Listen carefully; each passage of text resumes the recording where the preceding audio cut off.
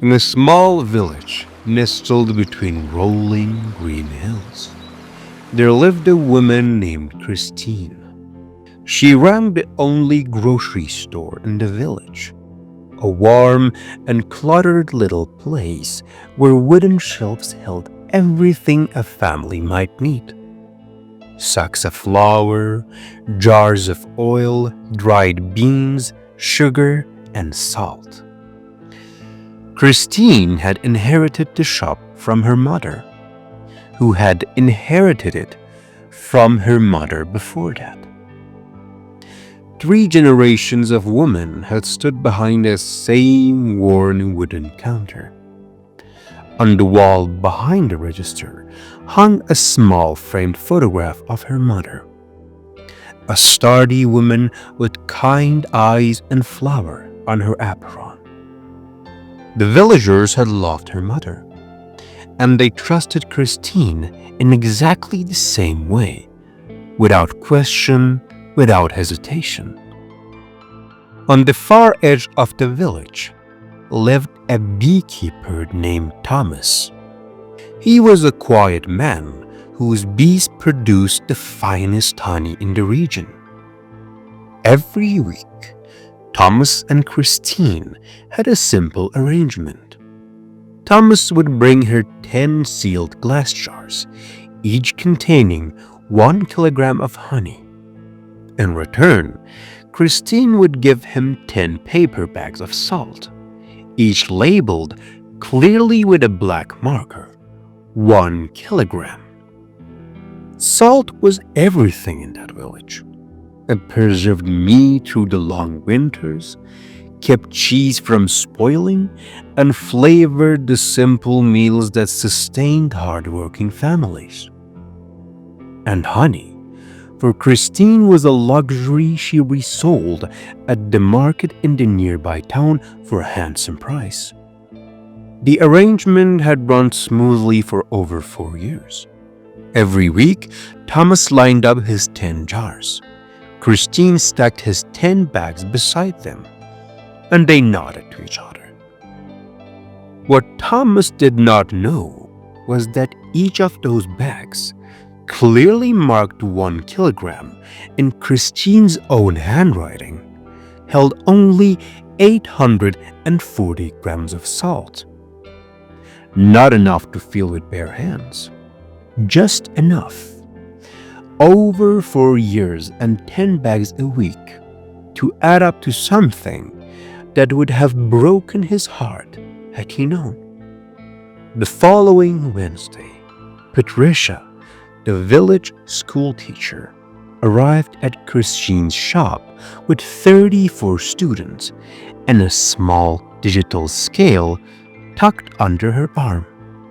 She had been planning the grocery store visit for weeks, wanting to show her children how weights and measurements worked in commerce. Thomas happened to be making his weekly delivery at that exact moment.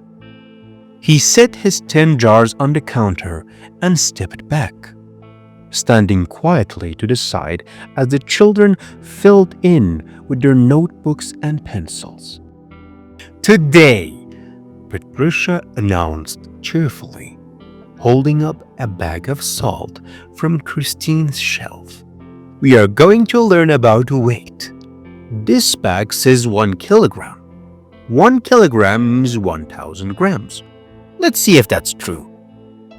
She set the bag on the digital scale and turned the display so every child could see it.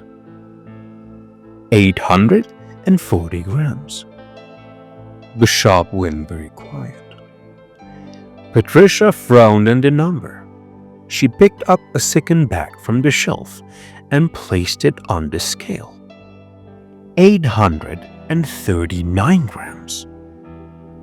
One of the children, a small girl in the front, raised her hand. "But it says 1 kilogram on the bag," she said. "That means someone wrote the wrong number." Patricia did not answer immediately. She was looking at Christine. Christine was looking at the scale. Her face had gone the color of old ash. Thomas stood looking at Christine too. He had been looking at her since the first number appeared on the small glowing screen. After Patricia quietly gathered her students and walked them back to school, the shop fell into a complete silence. "Your mother," Thomas said quietly, "used to say that an honest hand was a shopkeeper's soul." He looked at the bags of salt still stacked on the counter. "Every family in this village trusted you, Christine, the way they trusted her. And that trust was the most valuable thing you owned." He picked up his 10 jars of honey and walked to the door. He left without looking back. That evening, Christine sat alone in the back room of the empty shop. On the small table beside her chair sat the framed photograph she had taken down from the wall. Her mother's face looked back at her, calm and unguarded. The children had talked at their dinner tables the way children always do, with innocent and devastating precision. By morning, the village knew, and one by one, quietly and without confrontation, they began making different choices about where to spend their money.